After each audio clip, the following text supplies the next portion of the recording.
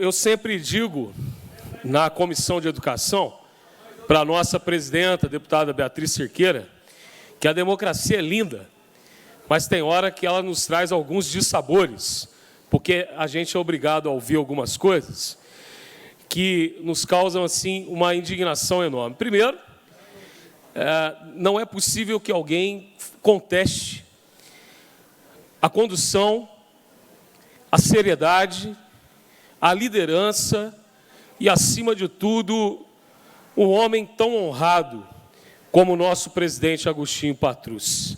A ele, eu peço uma calorosa salva de palmas, porque se nós estamos aqui discutindo essa matéria, se nós estamos aqui, nesse momento, fazendo esse bom debate, nós temos que agradecer a independência desse poder e, acima de tudo, a liberdade com que os deputados aqui trabalham. Primeiro que nós já, exaustivamente, nas comissões, e principalmente na comissão de derrubada do veto, da qual fui membro, e quero agradecer também de forma especial ao meu líder, o deputado Cássio Soares, que está aqui presente, pela indicação, nós já quebramos todo o argumento jurídico, todo o argumento falso, todo o argumento insustentável por parte dos representantes desse governo, que insistem no juridiquês, já fadado à derrota e ao fracasso, nos convencer de que essa Assembleia fez foi inconstitucional. Já derrubamos toda essa narrativa. O deputado Cristiano Silveira foi muito feliz nas suas falas, provando mais uma vez que a defesa da derrubada desse veto é a defesa daquilo que está na Constituição Mineira e daquilo que é lei federal desde 2008. Estamos também aqui lutando para que o governador sem palavra, que assinou um termo de compromisso com a segurança pública, possa pelo menos honrar uma de tantas promessas que ele não conseguiu concretizar. Talvez nós estejamos diante do governador que mais promessas fez na história e quase nenhuma delas ele conseguiu cumprir. A gente se lembra, não vou andar de avião, os meus secretários não terão jetons e por aí vai. Também conseguimos provar que o governo mente em relação aos números. Ontem, quem assistiu à comissão especial, nós mostramos que a arrecadação desse Estado é uma arrecadação recorde, que a arrecadação desse Estado é uma arrecadação onde o impacto de 9 bilhões só se concretizaria se 25% de aumento a todas as categorias do serviço público fosse dada por esse governo. Nós mostramos que o impacto dessa emenda para a saúde, para a educação e para a segurança pública chega a 4,6 bilhões, que, diga de passagem, e aí a gente tem que derrubar essa narrativa falsa, mentirosa, de um deputado aqui que nos antecedeu, de que é o contrário do que ele está dizendo. Quando nós investimos no servidor, nós estamos investindo no serviço público. E quando nós investimos no serviço público, nós estamos investindo no pobre. Doutor Jean Freire, são dados e não dá para lutar contra os mesmos. O senhor vem de uma região que é uma região onde os municípios menores, os municípios ditos pequenos, necessitam essencialmente do serviço público. 60%, pessoal, dos municípios mineiros tem a sua economia regida pelo serviço público. Quando você aumenta, ou quando você recompõe perdas salariais, quando você concede abono aos professores, aos militares, aos profissionais de saúde, você está devolvendo a essas categorias o poder de compra.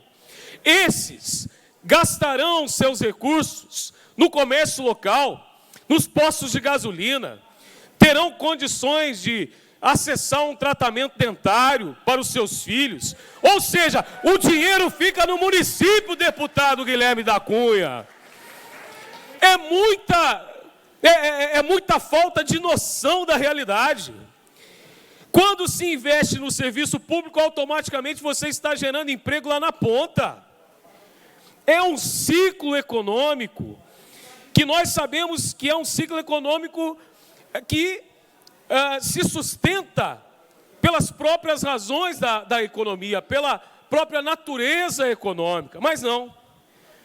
O governo que está aí, ele não tem noção das coisas.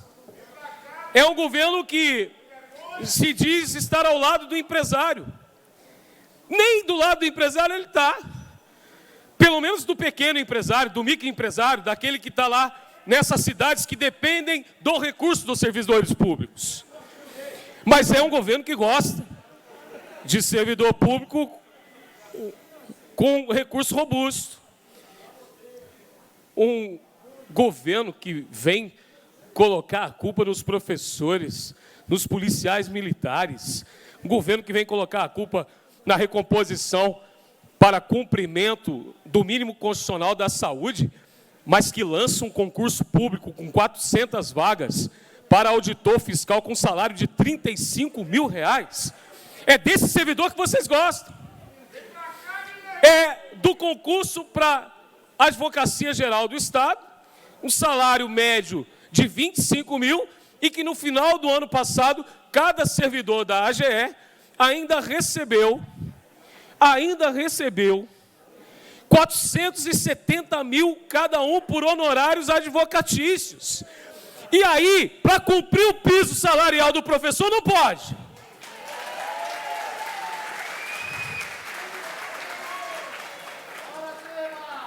Mas eu queria dizer também ao deputado Guilherme da Cunha, que me citou na sua fala, dizendo que eu estava defendendo aqui os professores, mas que todos os votos vão para a deputada Beatriz Cerqueira. E que nós defendemos aqui a segurança pública, mas todos os votos vão para o Sargento Rodrigues. A minha questão é muito simples, pessoal. Eu tenho uma base dentro da Igreja Católica com mais de 5 mil grupos espalhados pelo Estado. Eu sou com muito orgulho vicentino. E nos 853 municípios desse Estado, há uma conferência vicentina e lá tem um confrade, uma consórcia que me conhece. Para sempre seja louvado. E quero dizer também ao deputado que se todo educador resolver votar na deputada Beatriz Cerqueira, eu estarei representado por ela aqui nessa casa.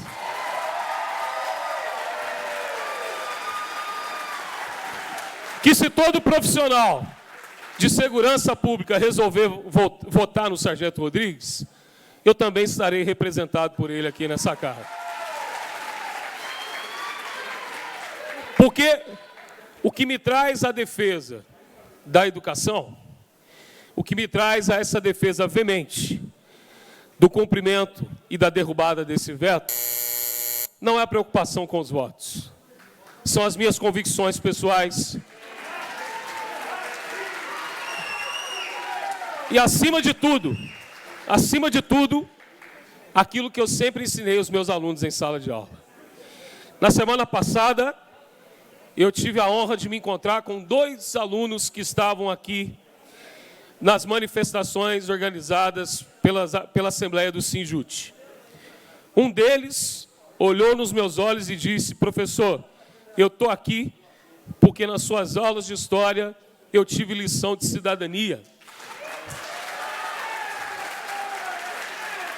E hoje, eu estou ensinando os meus alunos que a cidadania passa pela luta dos nossos direitos e, acima de tudo, pela valorização dos professores que se preocupam, sim, com os mais pobres, com os menos favorecidos, porque a partir do momento em que a gente valoriza o professor, nós estamos olhando para os mais pobres e para os mais vulneráveis.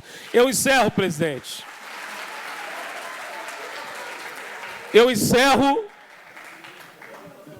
dizendo que o que me faz estar aqui também, e eu o homenageei no voto contra a reforma da Previdência, é a homenagem póstuma a um dos grandes amigos que eu tive na minha vida, um professor de geografia chamado Oswaldo, que era conhecido carinhosamente no sul de Minas como Oswaldinho.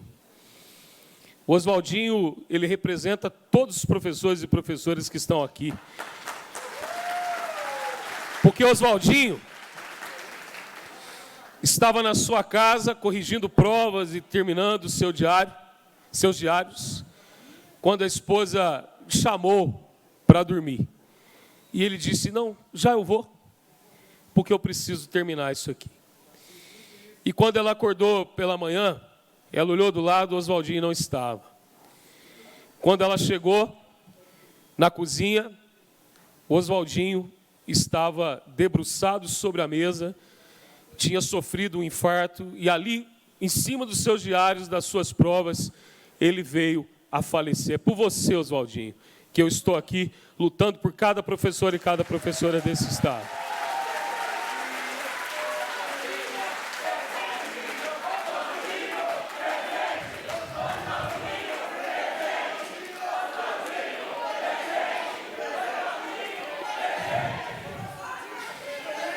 E também por aquele professor que é um anônimo, que eu não sei o nome, mas como muitos de vocês, durante essa pandemia, tiveram que sair da sua casa para ir a uma lan house ministrar a aula online, porque não tinham condições, com o salário que se ganha nesse estado, de comprar um equipamento que desse conta de fazer a transmissão das suas aulas. Pelo